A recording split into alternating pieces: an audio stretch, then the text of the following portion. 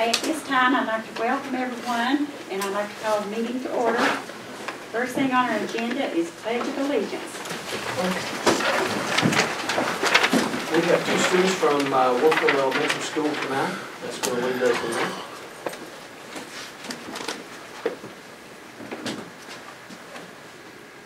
Pledge allegiance to the flag of the United States of America and to the republic for which it stands, one nation, under God, indivisible, with liberty and justice for all.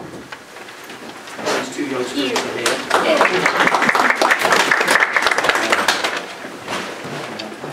Okay, our next item is a moment of silence, and we'd like all of you to join us.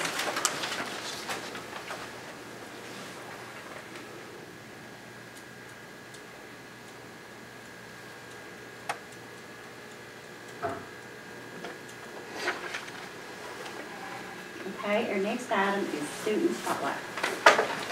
Thank you, Madam Chairperson. Our students tonight are from Warfield Elementary. Terry, would you come up here and join me, please? I think we have two of the four. Yes, two of the four. Okay. You can help me out here. And there are multiple recognitions, not all for the same thing, but they've certainly done an outstanding job in their achievement recognition in the community, and Terry's going to share with us here. First student that we want to recognize tonight is Chloe Rose.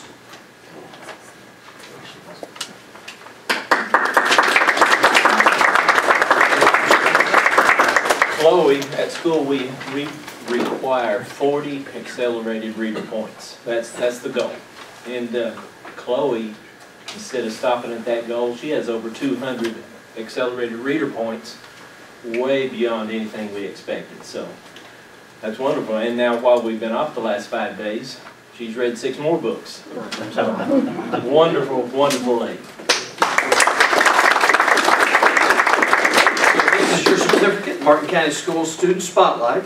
This certificate is awarded to Chloe Rose for exemplifying the value of a Martin County education. Congratulations, you did great work. Now, how many books did you read this month, Terry?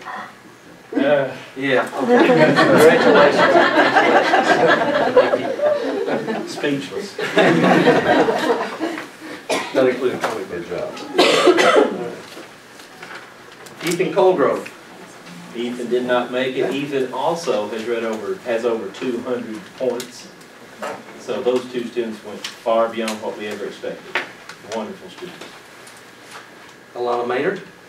Alana Maynard, she won our writing contest in the school. She's not here, but very wonderful young lady.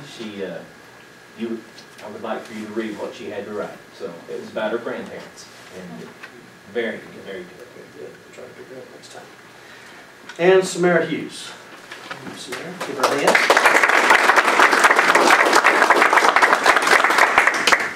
Now, Samara, she is the county winner in the Conservation Art Contest. And tremendous. I wish I could show you what a great job that she did. It's magnificent. I couldn't believe we had an elementary student that was that talented. So we're very proud of her. And where's the work? You told me it's still over at the conservation people still have that as far as. So her work is not with her tonight. It's still over at the Conservation Office. So we're very proud of you, and this is your certificate for the Martin County School Spotlight. This certificate is awarded to Samara Hughes for exemplifying the value of Martin County education. We're very proud of you. Thank you so very much for that. There we go.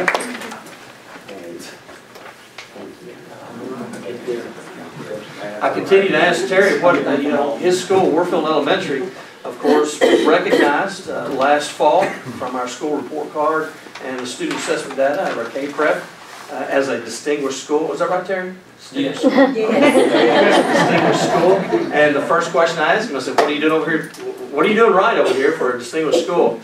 And his first response to me has stuck. So Terry said, I just get out of the way and let them teach. But as you can tell by these students that represent Warfield Elementary School, that's why that school is distinguished.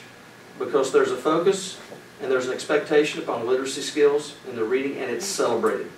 And that's what Terry has brought these students here tonight to recognize for what they're doing in academics. And we're so very proud of them And thank you for being here. And Terry, you're doing a great job over there in your school. Thank you, Brian. Appreciate it.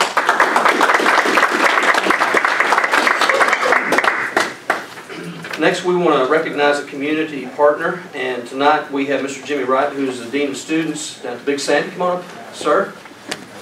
We want to recognize you. I know you've done a lot of work.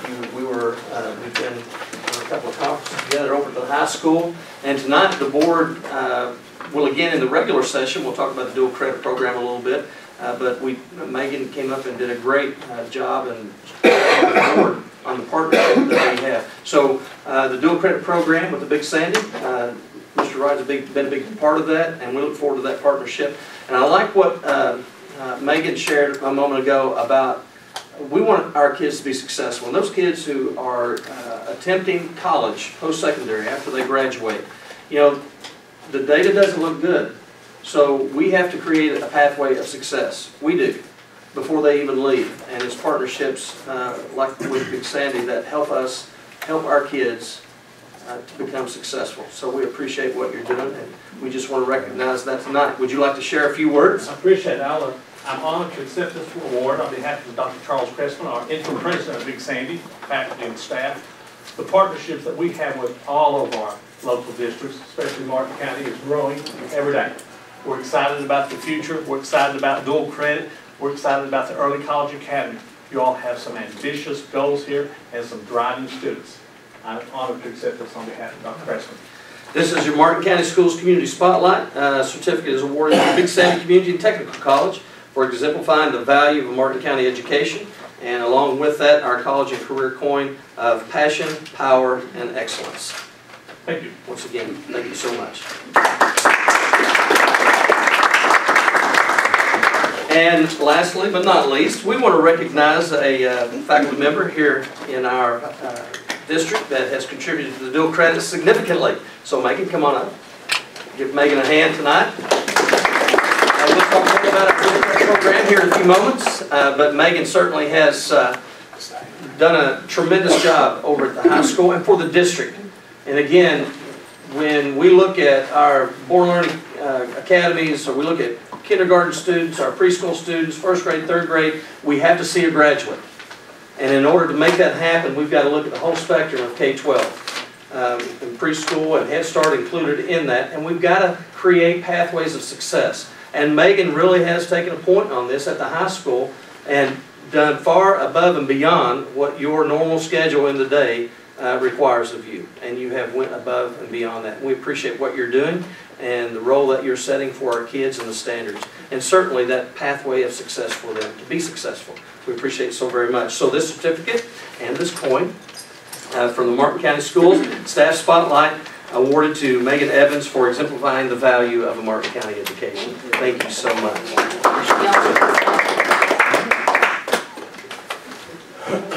Thank you. Thank you for your support. Thank you. Let's give them all another round. Thank you, Megan. Our next item is consent agenda. Discussion and possible action on board minutes for January the 12th, 2015, January 13th, 2015, and January 27th, 2015. Discussion and possible action of treasurer's orders in the amount of $362,681.14 and paid warrants in the amount of $508,998.79. Discussion and possible action on professional conferences, vehicle request, and use of district facility. Any questions? Comments? Well, I want to abstain, from voting. I wasn't here at the January 27th meeting, so I can see if I can vote on that. Had my grandbaby. Okay, if there's no questions or comments or anything, I need a motion to approve. I'll make a motion to approve. I need a second.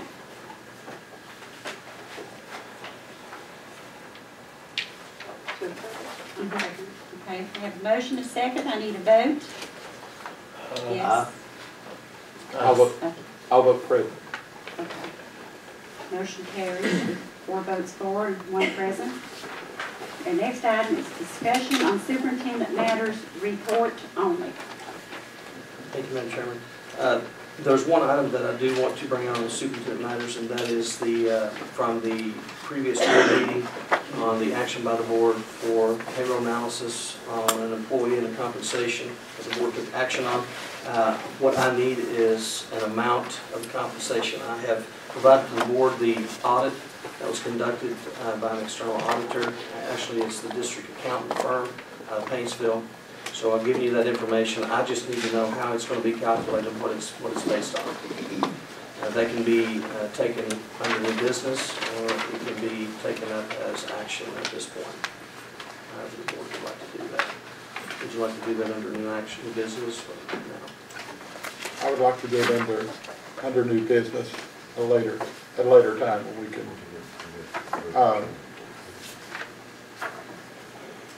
If that's all right. I mean, I make that motion to do it new business.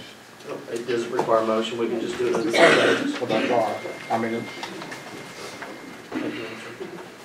Next item is discussion and possible action on agreement between Martin County Board of Education and Teach for America. Mr. Chairman, the Teach for America, it is a memorandum of agreement. It is our indication that we are partners with Teach for America program. They do provide us with outstanding quality candidates for especially those hard to fill positions, but they are positions that are advertised as vacancies and that all applicants and all candidates can apply for those positions, not only just Teach for America. But I will say that our Teach for America Corps here in Martin County has been a tremendous asset to our student achievement, and they have time and time again without fail have given our students an opportunity to be successful in the classroom, and that's certainly indicative by the scores and the assessments that we get back from our students in the classes. Ms. Kirk, do you have anything to add to that? I think that sums it up unless you have any questions for me. And for the audience's benefit, we did have some discussion in our working session, of which it is open and the audience can participate or be present for that as well. But the Teach for America program, the memorandum of agreement, we can take up to 5 teachers each year from the Teach for America program. And certainly, once again, there's a focus on Appalachia, but also in urban school districts where there's hard to fill, especially for those areas in the math and science, but there are other areas that are filled as well. It's been very competitive, as was shared with the board this evening. Teach for America goes through a top 10% of a graduating class, and out of that 10%, only 10% of those are actually selected and are allowed entry into the program. They have about an 8-week boot camp down in Georgia. I've been trying to find out what they're doing down there because these guys are really good at what they do. And if you've had a student or a child in one of those classes, you know that they are very passionate with a lot of energy about delivering content to our kids so that they can be successful. So it's a program that I recommend the board continue in the partnership. So do we need a motion that we can continue? yeah, I'll make a motion that it continue. Need a second?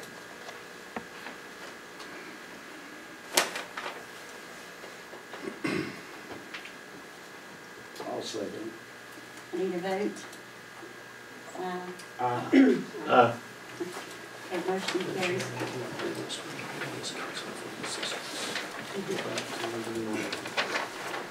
Teach for America was I'm sorry.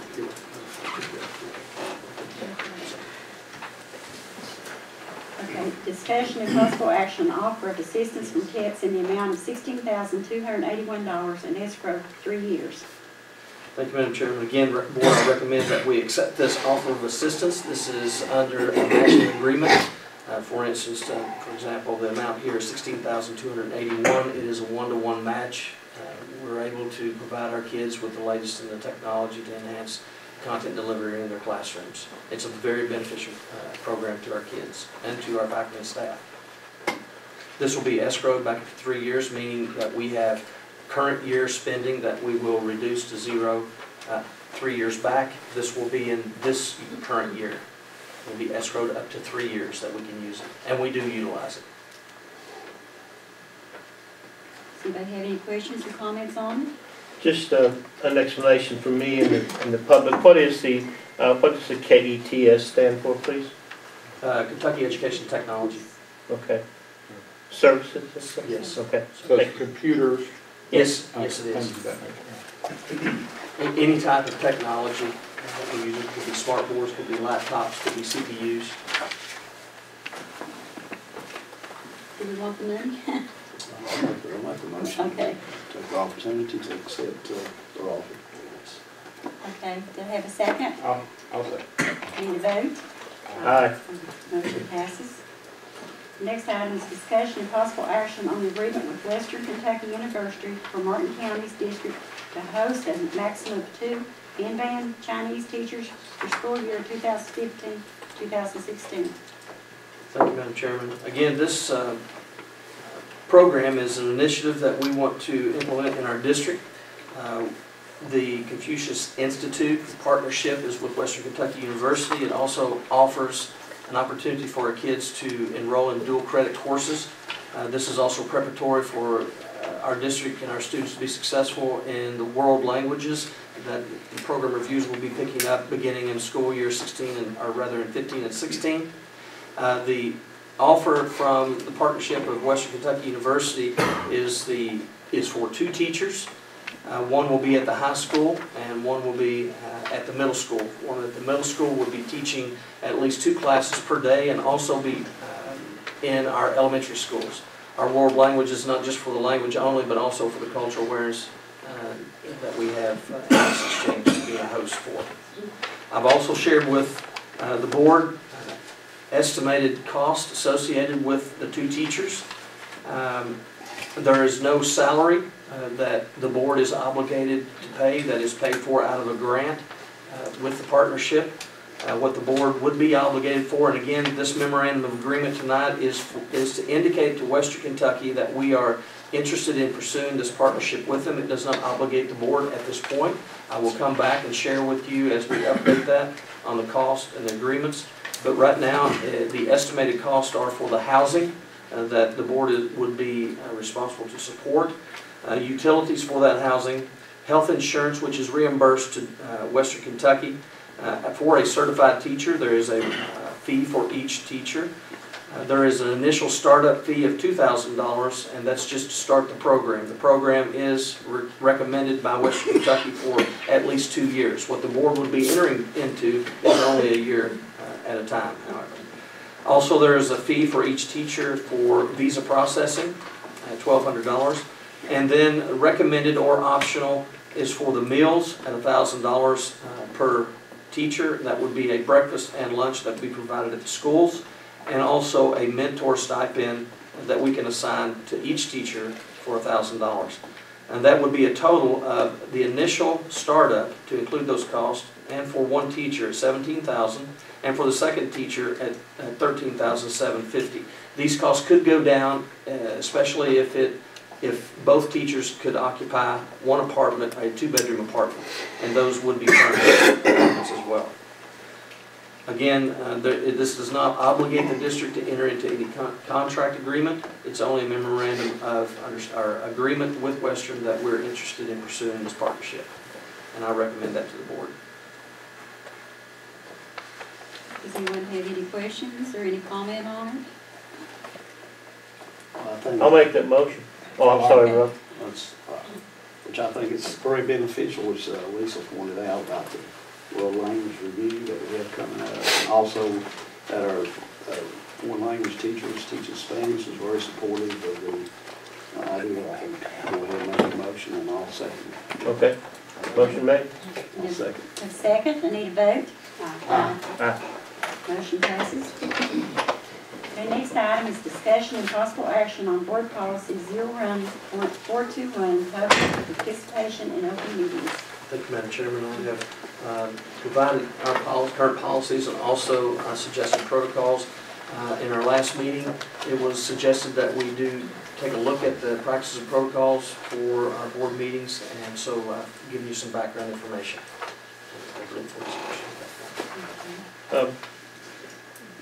First of all, I appreciate you quickly putting a draft in front of us. I think it happened, maybe it happened the next day.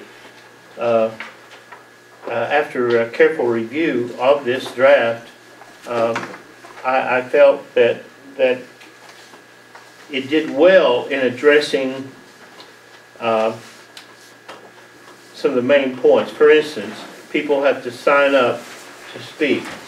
But we're talking in this particular policy, if we pass such a policy as this, it would only be during the public comment portion of the meeting.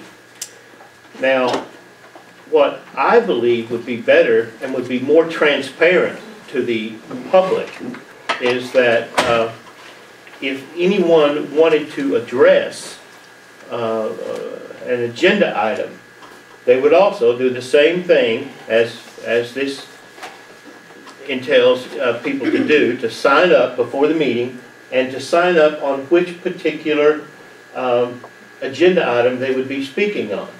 They would also have 3 minutes would be okay with me. If you wanted to lengthen it, that'd be fine. But I mean, I think it had something like that. And if you could also limit it to 5 or 6 on each agenda item speaking.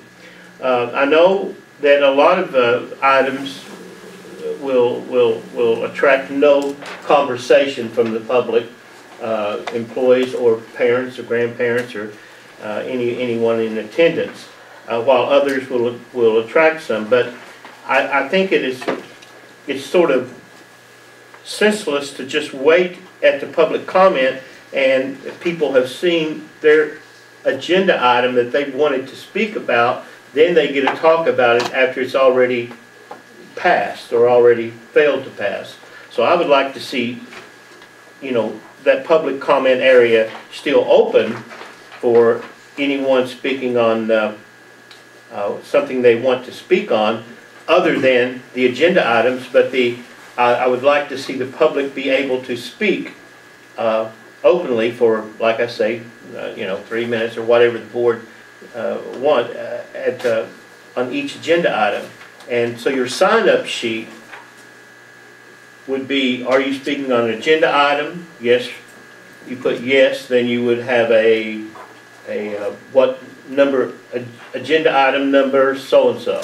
And then, or if you're speaking in the public comment at the very end of the agenda, then you would check it there. And like you suggested, give it to the superintendent. Takes this information at right before the beginning of the meeting and shares it with the chair, and the chair is in charge of calling on people. Do you understand, sir? Yes, sir. Thank you. Yeah, I like that. I like that much better. And if you don't sign up, of course, you're not going to be recognized, correct? No, you wouldn't be recognized. I mean, we've got to have a protocol. Yeah. The question was, if you don't sign up, would you be recognized to speak? And that would be, I wouldn't see any reason why you would be able to if you hadn't signed up. If you get here ample time, this sign-up sheet, just thinking about it, could be hanging out front even during the work session, and people would have ample time to come. If you wanted to, Madam Chair, you could have the sign-up sheet even be used the day of the meeting. It be held at the counter of the reception or so, anything like that you all decide. I just want it to be able to speak on agenda items, and that's all. Thank you. Okay, well, as far as the speaking, I believe everyone should have an opportunity to speak too. But what Mickey was saying, I guess I don't understand. I think it would be better if we're going to allow them to speak on items of the agenda as opposed to doing it afterwards, after we've already talked about it. Maybe let them speak at the beginning of the meeting. But I don't think during, just time management. I don't know how we would be able to take everyone's opinions on everything we go through. Is that what you were saying? Yeah, I think that once the item is called by the Madam Chair or yourself, if she, in her absence, the people can speak then. What it would eliminate, I believe, there would be very few speaking in the public comment at the end. there'd be very few people speaking then. But you would have to maybe put some limits. I think this draft had a limit of 5 people speaking at a total of 3 minutes. But, you know, if it be the desire of this board to change that in some way, 7 people at 3 minutes, I just think that if we're going to preach transparency, then we're going to have to, you know, walk the walk and talk the talk. We're going to have to do it, you know. But are you talking about during the meeting? Well, it would be As the item comes up? as the item comes up, yeah. Well, yeah, I like that because, you know, it's just better, as, you know, as McCoy said, if it's, you know, not every agenda item's gonna have a, you know, people are not gonna speak on it, but it's something that's, you know, something that needed. I think it's good to give the public, I mean, we've had some doozies of meetings in the last 2 years, but it has worked very, very well as far as transparency. I mean, if you remember, I remember when board meetings lasted 15, 20 minutes. Nobody showed up. And nobody knew about anything till after it was done, you know what I mean? Mm-hmm. And it was, I remember Ronnie and going to such meetings, and I think it works much better this way. Is it 5 people total or 5 people per agenda I item? don't. It would be, I mean, that would be up to the board. This has, you know, how can you, if it's a hot item on the heart and passion of the people, and they just want 3 minutes to say their speak, it could be 5 people, agenda item. Nobody's going to comment on, I don't think, on the Pledge of Allegiance. No. Nobody's going to comment on the moment of silence. The moment of silence. They better not. It'll be a violation. Look at the public comments form. I think where Mickey's getting the 5, if I may. Yeah, go ahead, it's sir. the 3 minutes. I think it's kind of inferring 3 minutes for each speaker with a maximum of 15 minutes on that item. Yeah. So if, you know, we want to make sure that give everybody an opportunity that comes to speak on an item, that they do so have an opportunity, but there is a limit on how far we want to continue the conversation. So I think even if it's 15 minutes for public comment on any one agenda item is, I think it's what it's inferring here.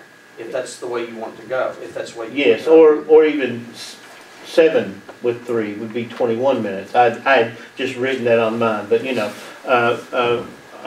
yes, that's exactly what I'm inferring.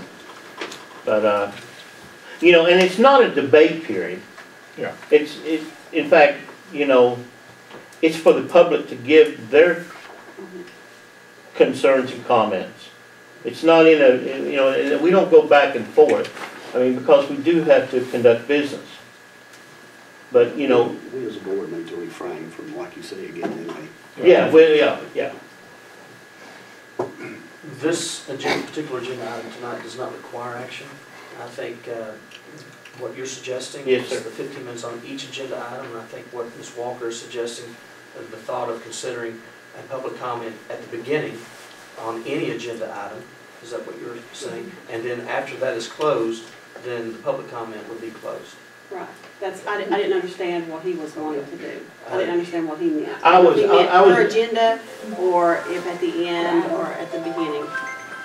At the beginning of each agenda item is what I was saying. And that way it'd be easy to keep it, for the chair to keep it like, okay, I have no one speaking on this agenda, so, you know, I don't even have to recognize anybody. But on item number 4, I have 4 people wanting to speak tonight, you know. And so just call on them and actually time, you know. Yes, sir. I would also ask the board to consider the new business. As a practice, the board, I would not advise the board to establish as a practice to put things under new business. The purpose of the requirement of advertising an agenda is to give the public, to inform the public of what's being discussed.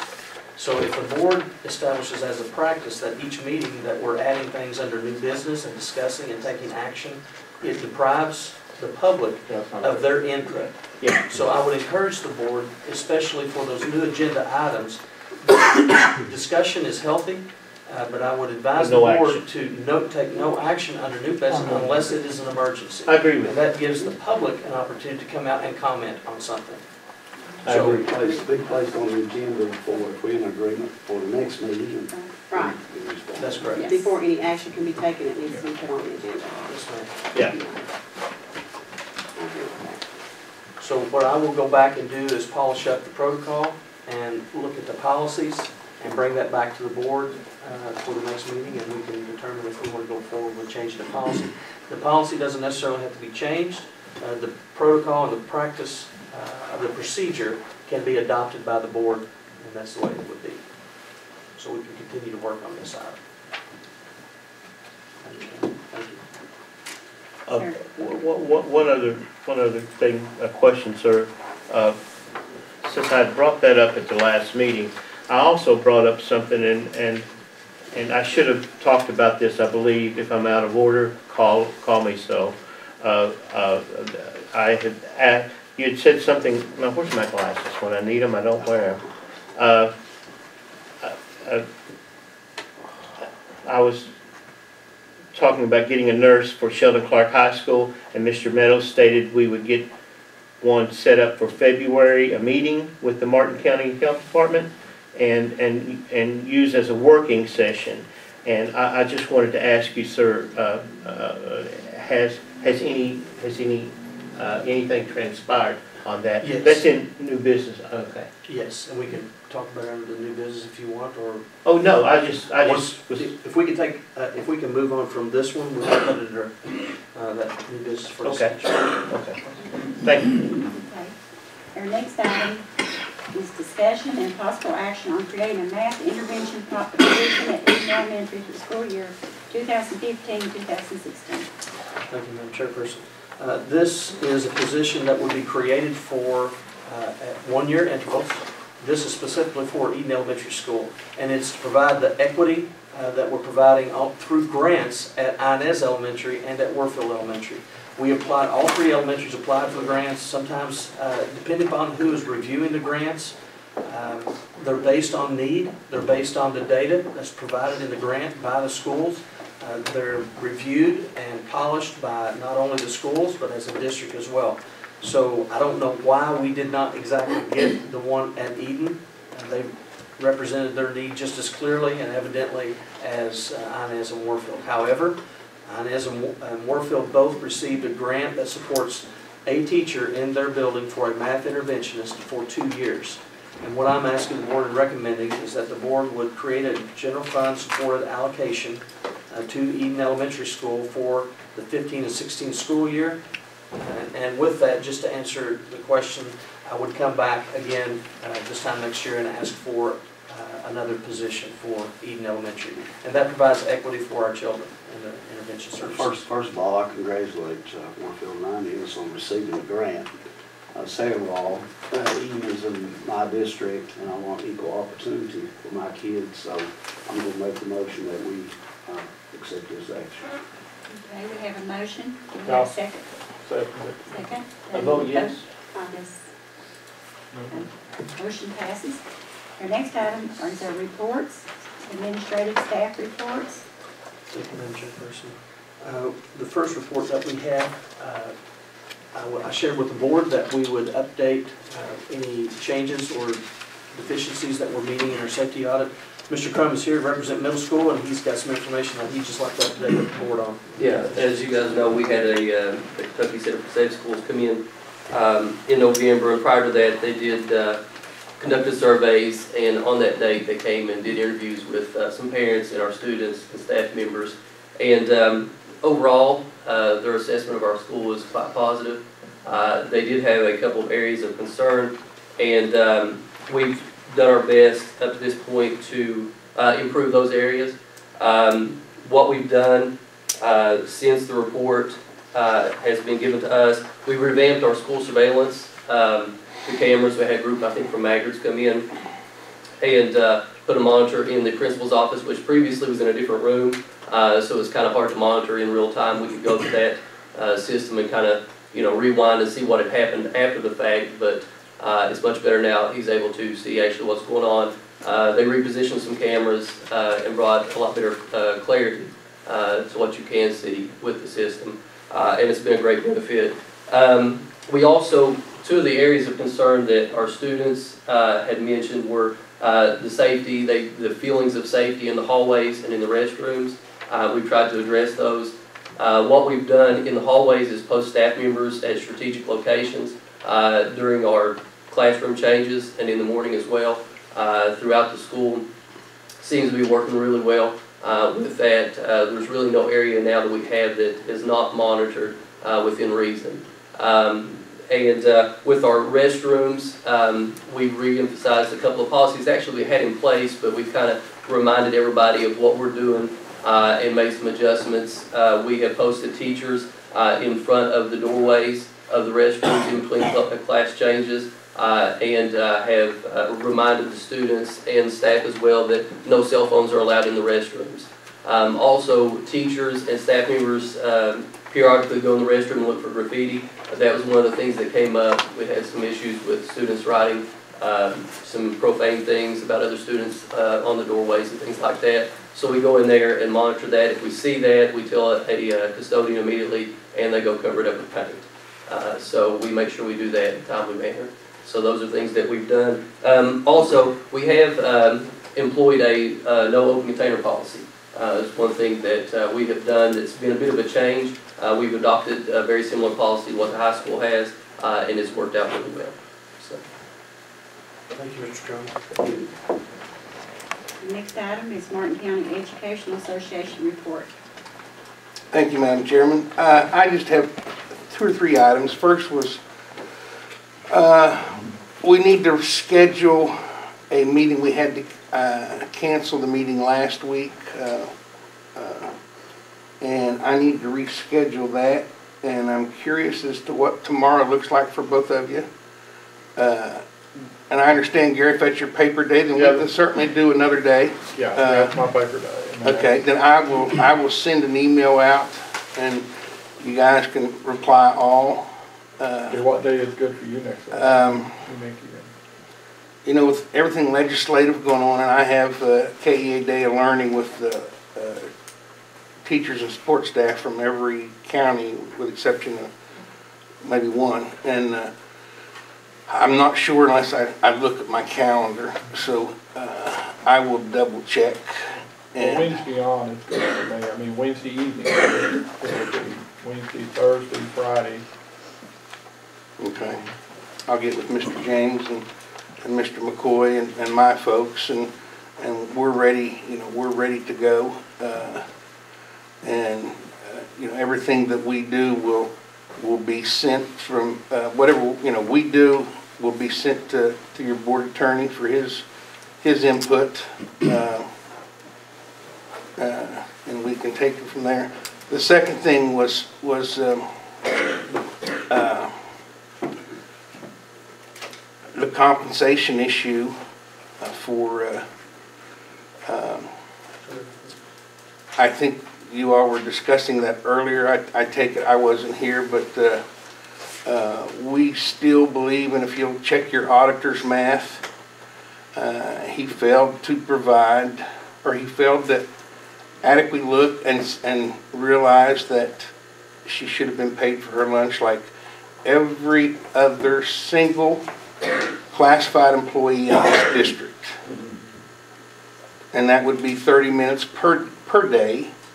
240. And actually how many, whatever her contract is, and it is 240, is what she would be owed. And so that is still our stance. Nothing's changed. Our audit is still showing that she wasn't compensated for that lunch break. The other issue was I was checking. You had a gentleman come before you not so long ago over pay discrepancies, feeling like he wasn't paid what he should have been paid. And after checking into that and sitting down, I see that that, in fact, is correct. And you might want to revisit that, his pay issue, because I think it's legit. What is our stance is it's 100% legit. The other thing is I've been doing some, trying to do some house cleaning on a lot of issues that I've had in Martin County. I try to do that twice a year and bring closure to some things. And I come before you in December and ask you all to, I had a concern with October 9th communications that you all had received about me being in all the schools and being a nuisance and that sort of thing. And I ask you all as a board to check your sign-in sheets. Obviously, sign-in sheets are important. And you will see that that is not true. I was only in the bus compound twice, once to talk to Miss Dalton, once I passed Mr. James on the road and turned around when I saw his truck and went back and discussed a issue from a couple of my drivers that were having problems with some discipline at the high school. And I ask you, I hope that you all have checked them sign-in sheets, because you'll see that that communications was not true. The other issues is we have been expecting a communications between the superintendent and the board on Coach Hager, and that hasn't happened. So we're going to close that tonight, and he has a copy of the letter for you. And if you have any questions, feel free to ask him. We have that one, and then Miss Ray, but she hasn't made it back yet. She was taking some photographs for some folks, and so we talk about transparency, and transparency is important. And I think some of the accusations that was actually, and I don't mind telling you, Mr. Ball, I did ask for a copy of your report, and such foolishness. Things like that actually hurt the children. Well, for the record, I did ask you if you had mentioned students by names and all that. I mean, and that was no. That was not the case. No, I don't know any students here whatsoever. So I'm going to turn it over to Coach Hager real quick, and then by that time Nora just a text and is on her way, and we'll do that, and then I have one other item to close it out with. Excuse me, before you turn over to Mr. Hager, your name is Tim Southern? Tim Southern. Exactly what is your title? Work for the Kentucky Education Association. Kentucky Education Association? Uh-huh. Are you the president, the Martin County president? What? No, ma'am. I am not the president. I am their director. Okay.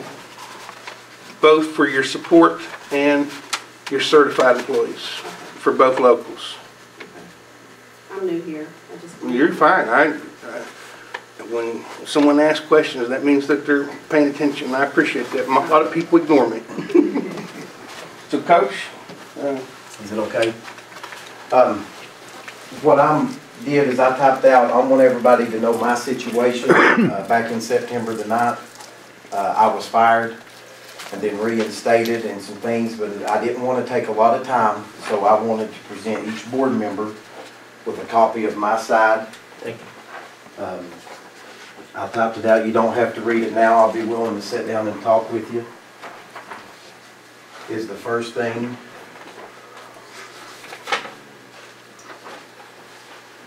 Second thing was the letter. The next day there wasn't supposed to be any paperwork drawn up after the meeting with the superintendent. And this is a letter of his side, which I did not sign because it does not tell the, I guess, correct situation that happened. But it was supposed to be in the reinstatement letter.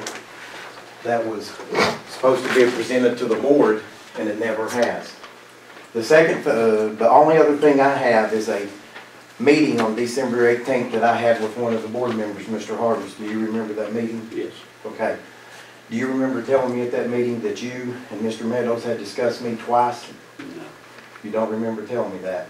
Okay. And that was on December the 18th? Okay. I also have sign-in sheets from the high school. The question, Whitney, you Okay. asked me was, has there been any, as far as you were concerned about your position next year? And I said, I have not heard anything said by anyone about you being. No, Roger. That's true. You told me at that meeting that you and the superintendent had discussed me twice, and then you led me to believe that I was going to be fired at the end of the year as a football coach because. Okay. My advice as your attorney is, if this gentleman's going to speak, let him speak. Okay. A board member that comments is inviting the accusation that someone's involved in personnel. So I'd strongly advise every member of the board to say nothing. Let him speak and sit down. I wasn't going to bring that up until he questioned me.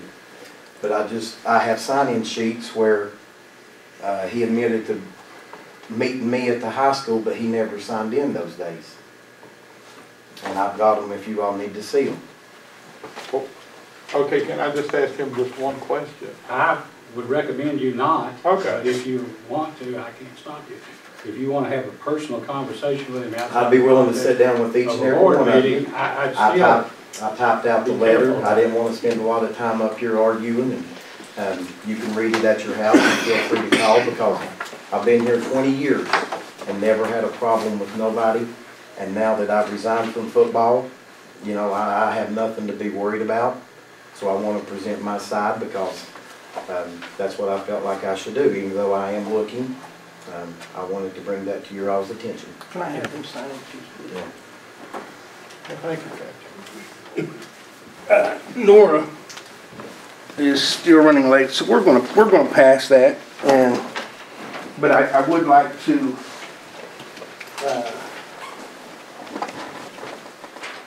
give these to the board chair and ask her please to notify OEA that obviously Mr. Ball is not the only member that is violating the not sign-in policy. Because, you know, these OEA investigations are doing nothing but, in the end, it's hurting each and every child. Now, the great thing is we're going to do one more than what whoever reported Mr. Ball is. We're not going to hide behind that. We have informed OEA and the Standards Board on these matters, and we have informed OEA on Mr. Harless not signing in and now admitting to it on camera. So I guess what I'm saying is, you know, we need to move past some of this stuff, but I want you to know, without a doubt, hear what I'm saying to you. The next classified employee that ends up in that office, or certified employee that hasn't been honest, that has been insubordinate, you remember this. Because what's good for one is good for everybody. We don't treat people different. We don't throw no one away. We're going to treat everyone the same.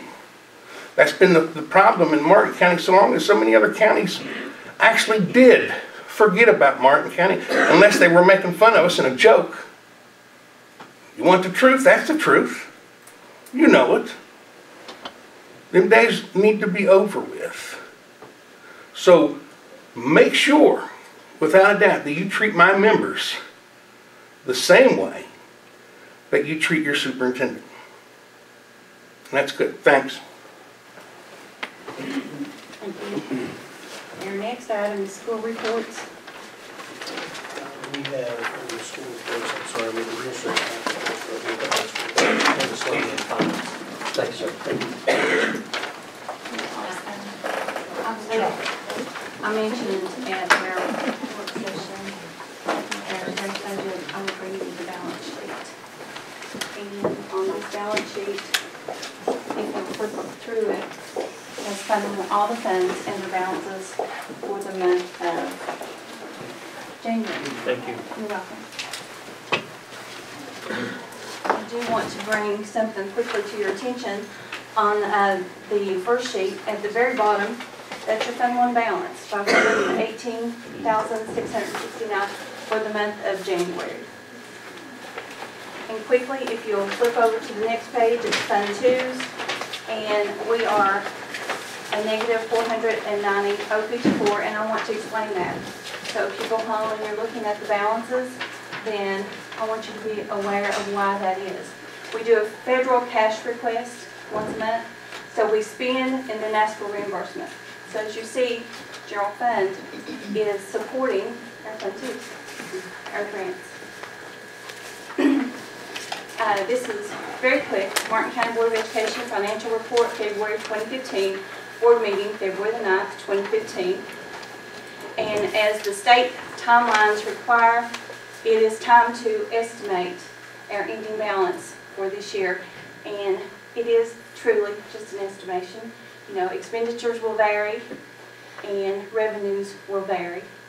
So it's only an estimation. This spreadsheet right here shows you expenses on one side for each period since July, revenue on the other side for each period since July, bringing it down to January, and you see that our expenses at this time in our fiscal year are more than our revenue coming in, but the majority of our tax monies will come in the next couple of months, so it will become more accurate as we go through the spring. Okay, but that should be expected in January and things like that Absolutely. because of that's when the tax bills go out. Yes, Okay. that's right. Okay, and then the next screen, Carolyn, thank you. An estimate of the expenses, payroll, total, and I'm just going to quickly go to the bottom there. Our current year budgeted contingencies, $485,000, and I estimate, with looking at all the tendencies of our expenditures so far in expenditures and payroll, that our ending balance should be close to $800,000. And of course, in our draft budget, we mentioned that we need $750 just to meet the needs in the upcoming year. So it looks as if we're headed down that in the right direction. Any questions? No, you do good on this. Thank you. You're welcome. Yeah, you do a very, very good job. I appreciate it. And the next item is new business. Thank you, Madam Chairman.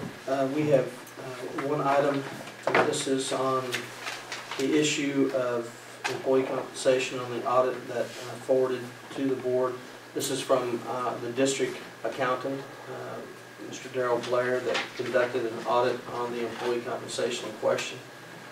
I need for the board to provide me a calculation on how much that this amount is and what time period that we're covering.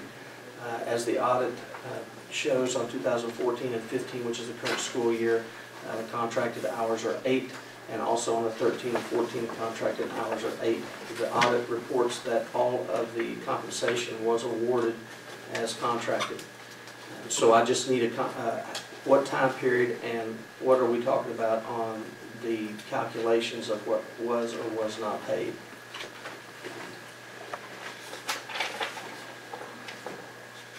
According to the audit, the individual was paid. If it is more than that, then it will come out of general fund and not out of the grant. The grant's exhausted.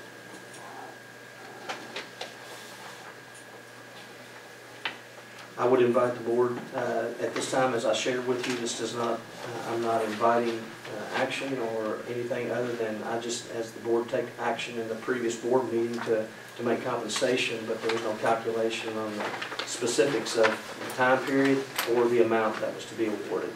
Because according to the audit, once again, it's been paid in full. Well, the motion was to pay. The motion was to pay the individual 8 hours as the other classified workers were paid, the other aides and everybody was paid.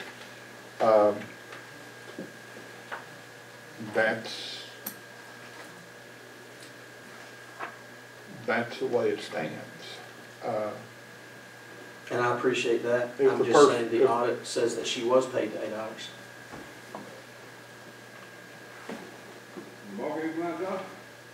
So if the board would like to pay more, I just need to, what you're calculating on, or just some amount. I have supplied that information I've seen that. 2 or 3 Did the board times. receive something the last board meeting? Have we got that Did information? you receive something? No, I haven't. I supplied that information to Mr. Grayson 2 or 3 months ago, but if we need to be, we don't have copies of that with us, but can you supply that? Ms. Ray said she can supply that But you gave something to Mr. Grayson? via email. Actually, it was, if you go back and check,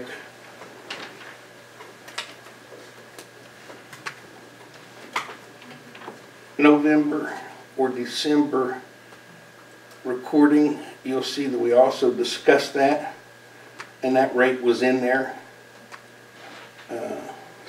of what we think is owed.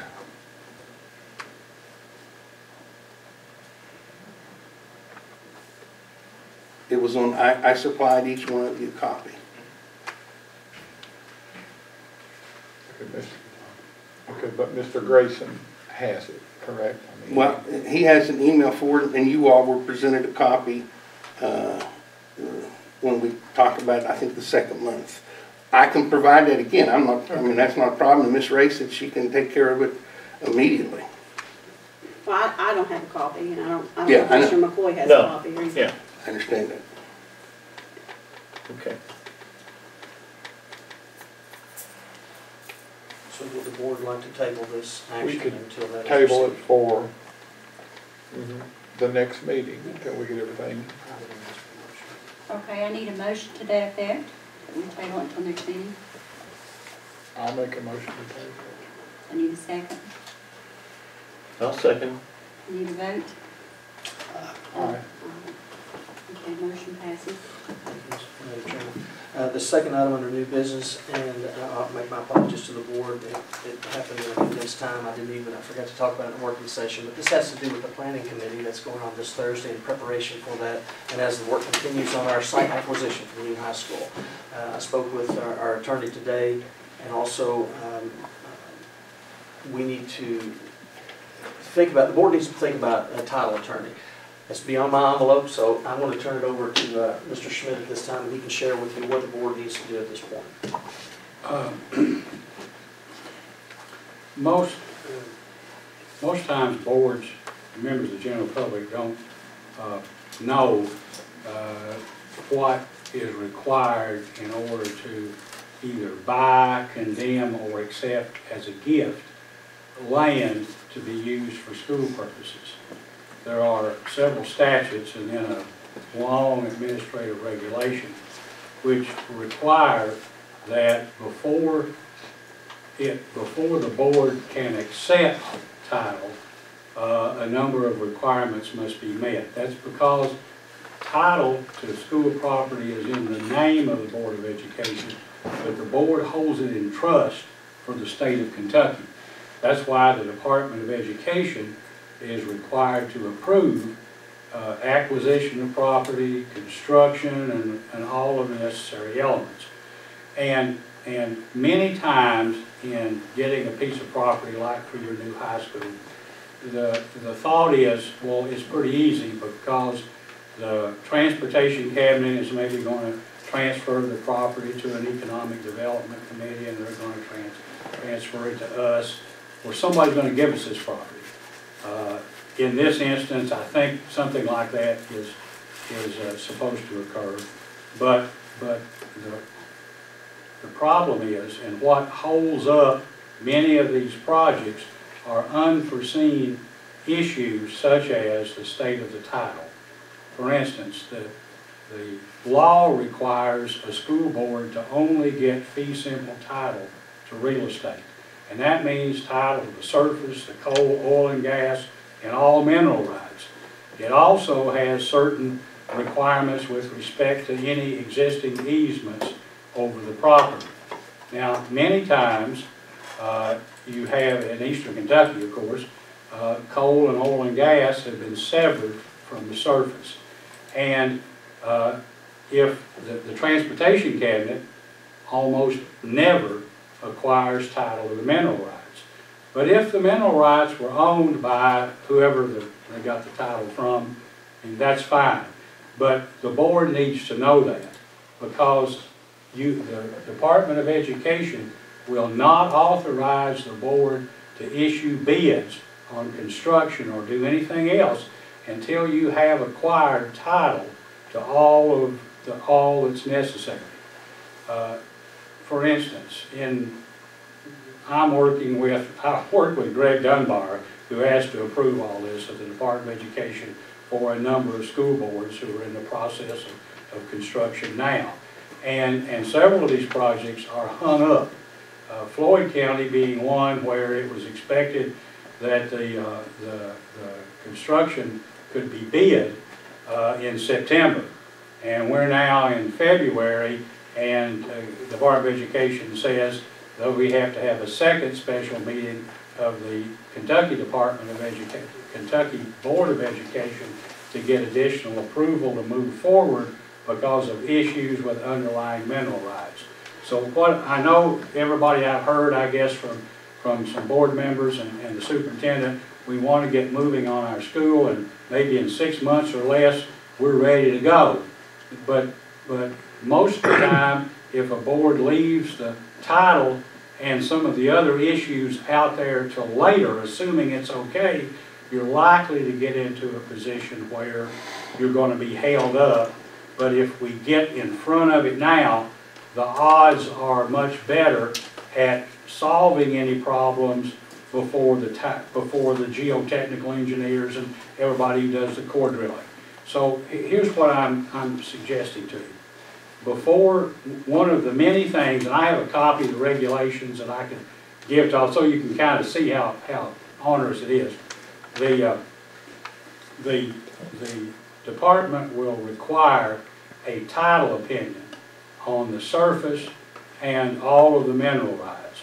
And they will also require a commitment for a title insurance policy prior to the time, or they won't issue a commitment letter. They won't say you can accept the property, even if it's given to you.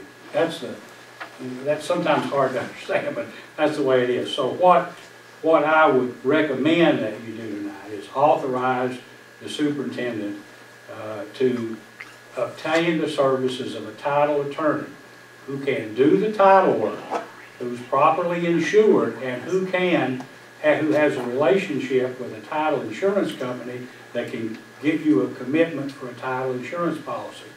As I understand it, there are now perhaps 2 tracks, one in private ownership and maybe one owned by the state. And go ahead, get those titles run. They could report back to us and to you, so we would know if there is a mineral severance. We either have to get a forbearance agreement, which will say that the owner agrees they won't mine the coal underneath the new school, or blast, or do these other things. I mean, we know how that goes, right? Or we'll have to get the permission at the end of the day from the Department of Education to institute a condemnation proceeding and try to acquire it by, through a court proceeding. But we need to get on that now, or you run the risk of having a problem later on. The other 2 things that you're going to need to do is both of these properties, even the one that's a gift, as well as the possible other site you will acquire in some way, will have to both be appraised by an appraiser who's on the state's appraisal list.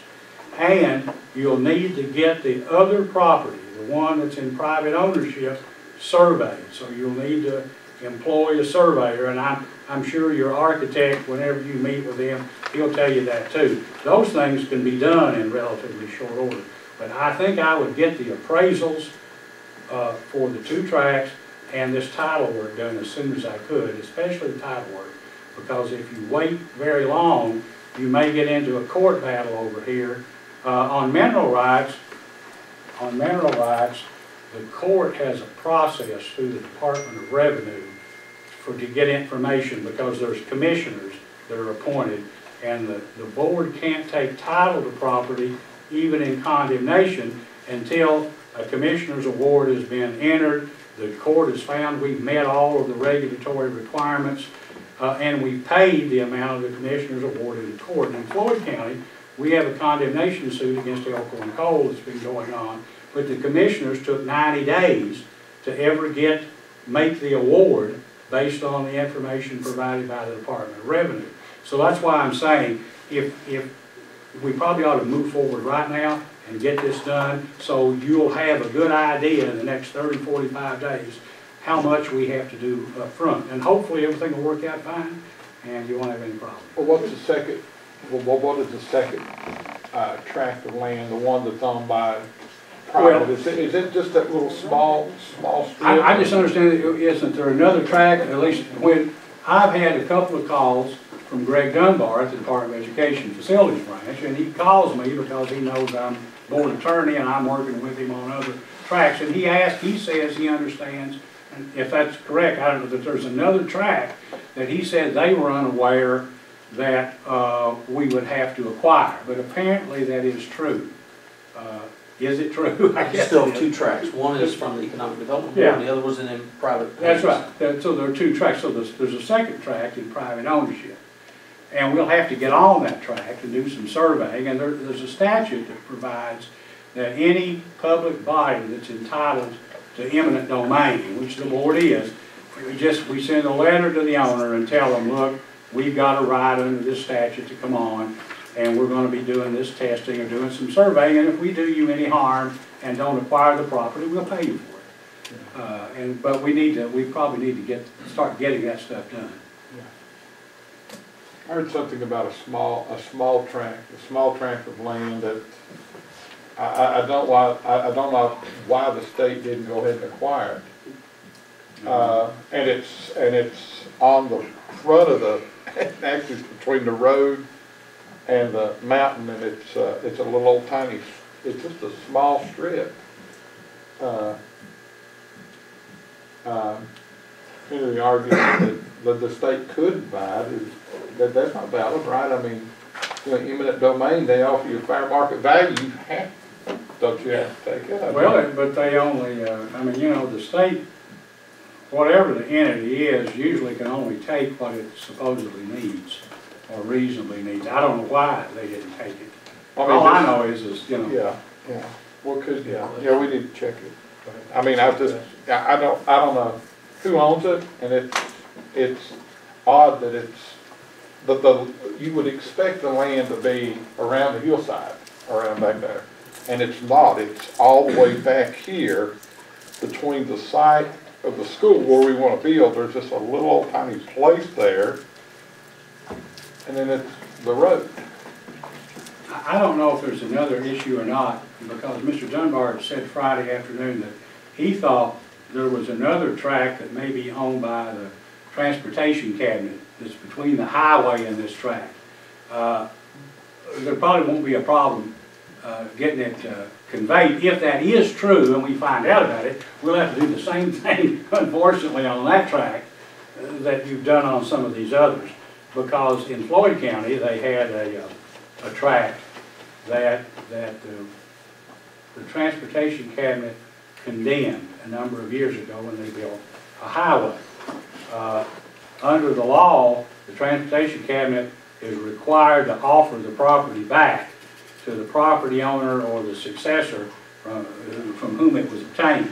And in that instance, a corporation owned it, and they agreed that the state could give it to the Board of Education and that they weren't going to make any claim to getting the property back. But what happened is that took about 2 months to ultimately get the deed, and now the Department of Education is claiming that that tract, which is only going to be used as an access road to Floyd County High School, does not, the department, the highway department did not condemn the mineral rights. And so now, we have to go to the state board meeting April 1st with a mining engineer to convince them that they ought to waive that requirement because the only thing that's going to be on the track is an access road. That's just why I'm saying that, you know, prudence probably dictates we get on this right now rather than wait. So there's three things that we need to look at here. One is the title. To have We someone need a engage title, in. you might as well get somebody to appraise it, and you're gonna have to talk to your architect. He'll probably wanna hire his own engineer, but you'll need to have somebody survey the other track. Now, Mr. Dunbar told me that he understood that the highway department or transportation cabinet was actually going to survey itself the track they were giving you, and that would be acceptable. I don't know if they have, but we need to find out. We should see. And then an appraisal. We'll have to do an appraisal. And then finally, on the private property owners, I understand, to get permission from the owner so that. We don't have to get permission, we just need to talk to him. We need to ultimately send him a letter, a nice letter saying, look, you know, we're interested in your property, and by law, we have a right, by giving him 10 or 15 days notice, the statute says, of we're going on, and if we damage him anyway, we'll pay him.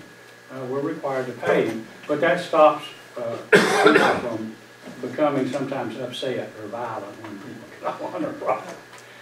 I've spoken with the owner. I've had an opportunity to meet with him. It's at this point, I feel got a pretty good relationship.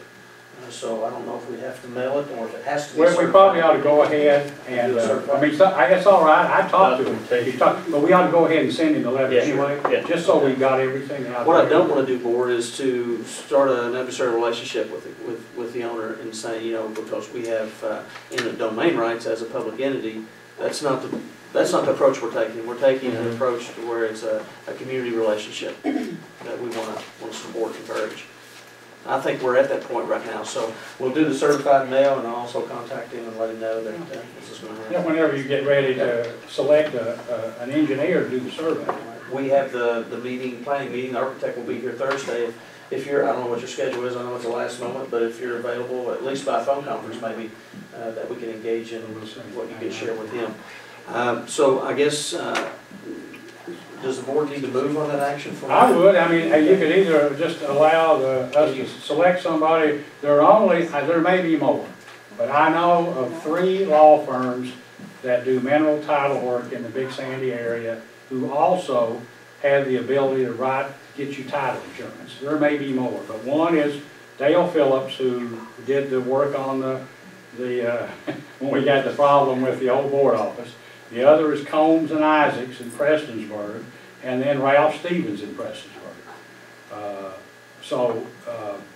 I mean, if you know somebody else, you just have to make sure that they can do the work and that they can get the commitment from an insurance company to write a title policy, because the Department of Education regulations require that we get a title insurance policy, and they won't accept, everybody to do the work.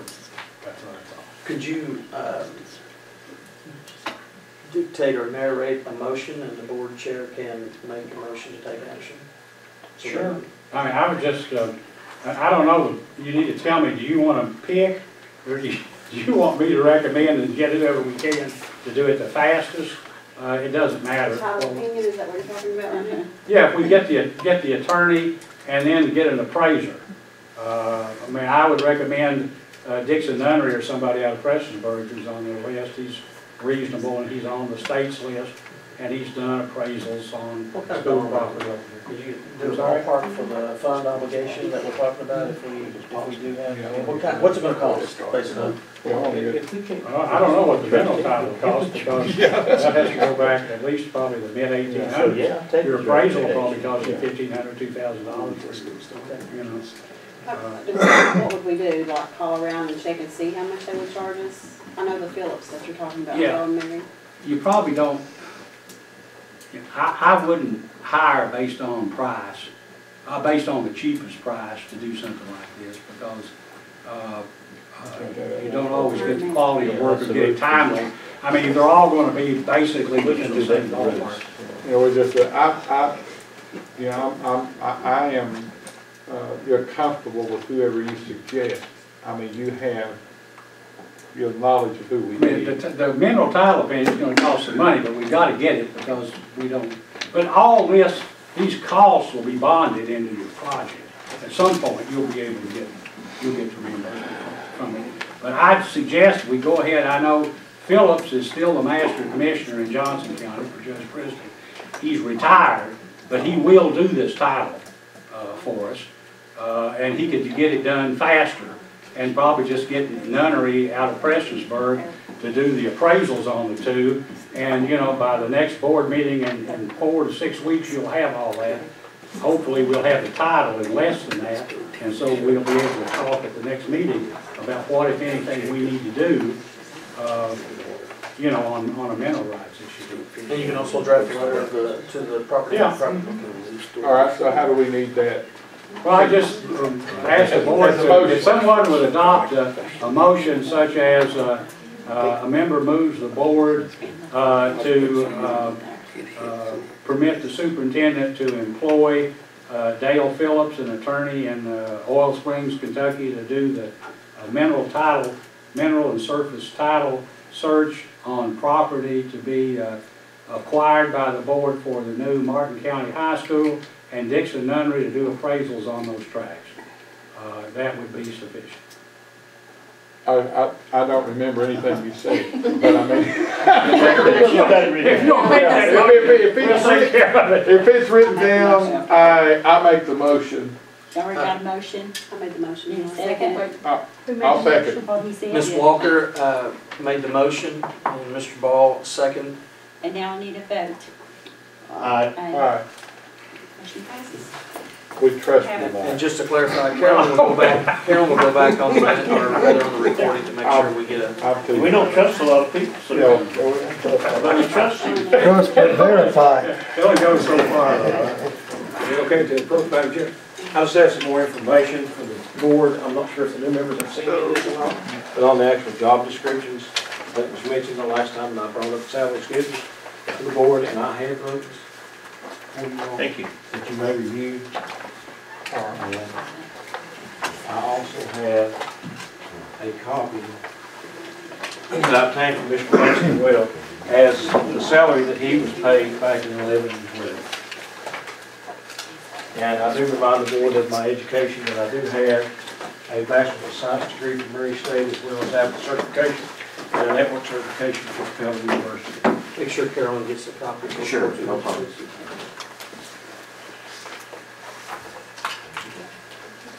And if you have any questions about those, I would also suggest if you need to go back and even look at past time schedules before 11 and 12, that the board also be able to do that as well. Okay. Okay. Any other questions that the board would have for me? I would like, once you get a chance to look at this and review over top of it, maybe if you guys would come to a decision, it would be greatly appreciated. Yes. I think I've asked you this question before. Uh-huh. Well, I don't know if you want to say it, no. What is your annual salary, and how's that all, I know that's touching. The only. I don't care to say what my salary is. I don't care, it's 25. Really, it's not up to the employee to determine if it's appropriate or not. It's the board's. Well, can I at least say this, and then y'all can do whatever you want, but as a general rule, the board never grants raises to individual employees. This is not a raise. But my advice would be, in what, 2 months, you're going to have your salary schedule. And if you want to take care of the position, when you adopt your new salary schedule, you can take all that into consideration rather than, having a situation where every couple of meetings, individual employees come in and say, well, I've got a pay dispute or a problem, when those really ought to be resolved in some way other than in a public meeting before the board. Okay, I'd like to know how this, if this was a salary schedule before in 11, 12, how it got, reduced. Well, the board must have adopted a salary schedule, and maybe the superintendent at the time made the change and no one knew about it. I don't know. can't explain it. Okay. All right. When did you come on, Philip? I started in, actually, December of 12, is when I started, 2012. And and it was to my understanding, underneath the old superintendent, that my salary would be brought to what that salary was the prior year from that. Well, that superintendent got displaced and it never was brought. I had talked to Mr. Meadows several times beforehand about it, and then he referred me to the board. So that's why I'm here. No, Yes, sir, you did. no, Yes, you did too. I'm not gonna argue with you here. It's not an argument, sir, it's the truth. But I mean, did you have a, Carolyn Sweeney was right there, she heard you say it. I'm not Well, gonna mention that. We got our public comments. Well, well, you know, the thing I'm saying is that, I mean, I follow the proper channels. if you've got a salary, I mean, it had to come from somewhere. You know, first it pulled out of the air. If he, okay, you said you started here in 12. In 12, yes, after that, yes. All right, this is the person that he replaced is making $36,268.80. Yeah. In 11-12, why is he making $10,000 less than that? I wouldn't have any idea. I don't know what the job duties were, or whether they changed or not. It's the same position. Identical. They're identical positions? Yes. See, we got in this thing with the bus drivers. I mean, of saying, you know, people, two different salary schedules, and that's, We discussed The it salary schedule is the way to handle it. in 2 months. Yeah, in 2 months we got stuff. And what do we do during that? Check out everyone's salary? How do we? Well, I think you would probably want to, I think this gentleman presented some comparative information. Yes, I did. And just check those others against the job duties, and then see if he's not being paid fairly. You can adjust it the coming school year when in adoption of the salary schedule. The coming school year, which is what, 15, 16? You're gonna adopt your salary schedule in 2 months. yeah, but the pay won't go into effect for how many until months? this year. Well, the whole thing of it, okay, it's, you know, I'll say this, it's just like with a person whose salary was cut, you know, $5,000 a year, where we had to go back and restore that. If this person should be making this amount of money now, you think of it, it's 11 and 12 is when this was adopted. You're talking about 3 years later. If the cut was made, and Mr. Southern, maybe you could look at this and see as his, you know, representative, if a cut was made. Well, Mr. Smith and I are going to differ on this, and my reasoning behind this is, do we allow you an opportunity to make it right? Or do we go a step further and contact the EEOC and wage an hour? I think you ought to contact the EEOC and wage an hour. That would be my advice. It costs your member nothing to do that. And if we've got a problem, they'll investigate for nothing and tell us that we do. Rather than bring the board funds positions, not individuals. And my job is to try to protect you from any suggestion that is some other way. So it's just fund the position. If he's been done wrong, then there are state agencies out there who can take care of that. And it won't cost a nickel. And if they do come in and find that he's been done wrong, they can present a claim and we can pay it. Well, apparently the board at some time in the past may have adopted. I don't know. I don't know what. Yeah, you don't know.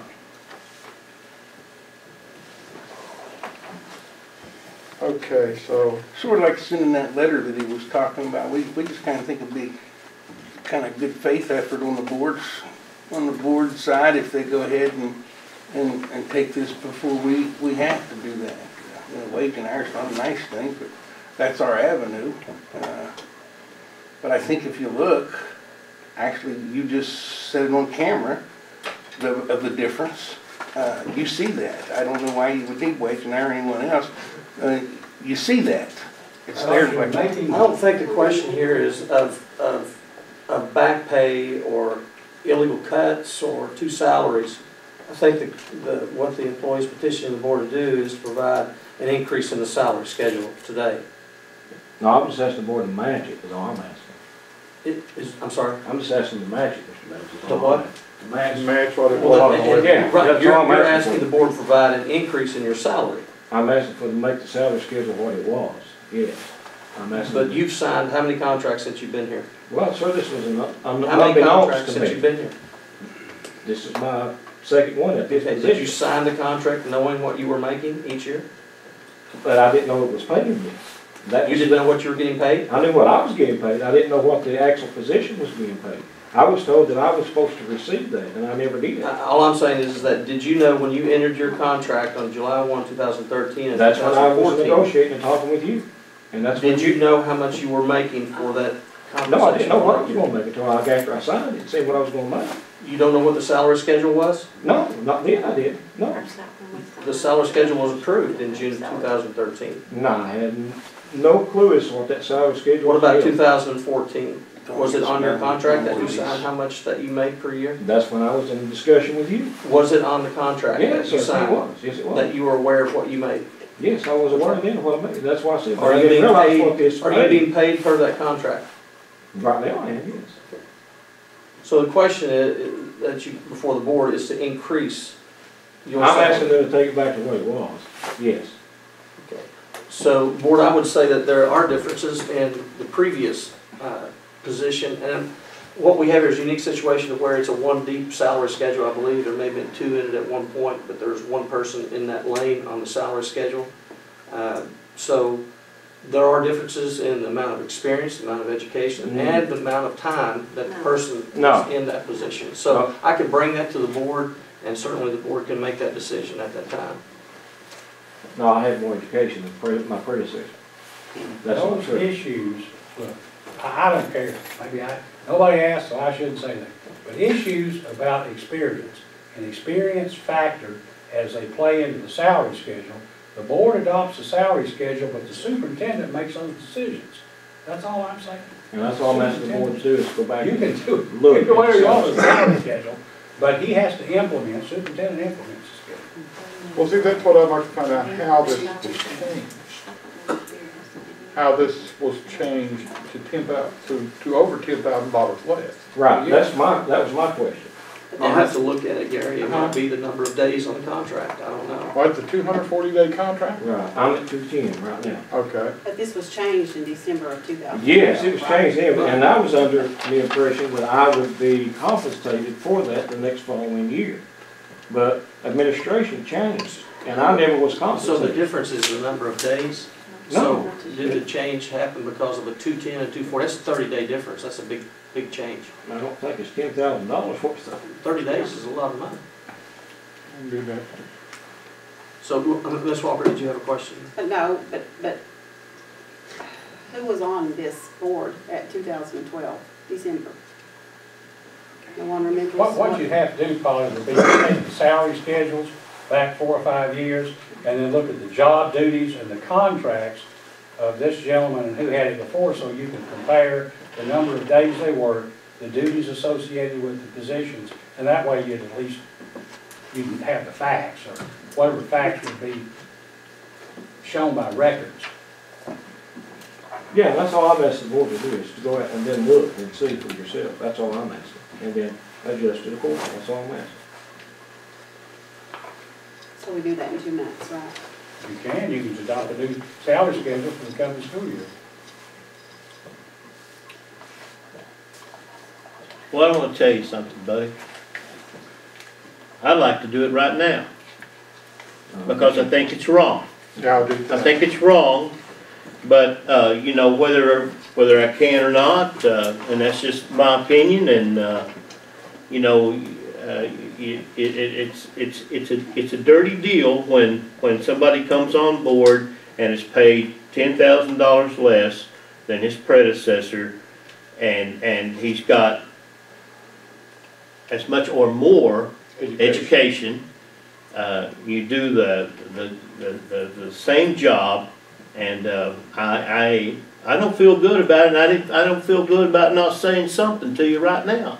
And I gotta say it to you. And I gotta let this public know, and I gotta let the Wolfman know, and, Well, I think it's bad too. I mean, you know, this guy has what you got, 4 years, you've got a college degree, you've got a master's? No, I hold a master's. I hold a bachelor's of science degree. I'm APA certified as well, and I hold a network certification from Capella University.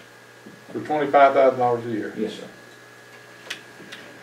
Is that fair? That's all I'm asking for, Mr. President. That's all I'm asking for. Thank you. I don't.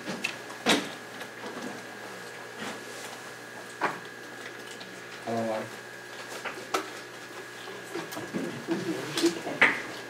If there's nothing else, I need a motion to wait, adjourn. you have a gentleman here. Oh, We never had an open, I'm I'm sorry, Madam Chair, but we never had an open comment time, and that's what that falls under. And I'm sorry, I didn't. I don't really say much. One thing I'd like to say, Madam Chair, Superintendent Meadows, that I am seeing a difference in the board meetings than what's been in the past. You know, I still think we've got room to improve. It has been noticed tonight that there's more professionalism demonstrated. This character assassination is not going on like it has been in the past. I just want to let the board know that I appreciate that, and I'd like the board to continue to try to work together to resolve these issues. To you, Mr. Southern, this is my board. That's my superintendent. I think you showed very disrespect to them a while ago. If I'm talking to you, if I stand and point my finger at you, I'm talking down to you. You point it down. Talk down to our board and our superintendent. When you talk about that you're going to do this and you do that, I think you owe an apology. In order to ever get this straightened out in this county, for people to treat each other professional, we got to treat each other professional. I think you're in the wrong, and I think you owe them an apology for pointing fingers at them and talking down to them what you will do and what you won't do. Thank you. Does anyone have anything else they'd like to say? If not, I need a motion for adjournment. I need a second. I need a vote. I'm not a citizen, Mark, yeah. Mark for the school too?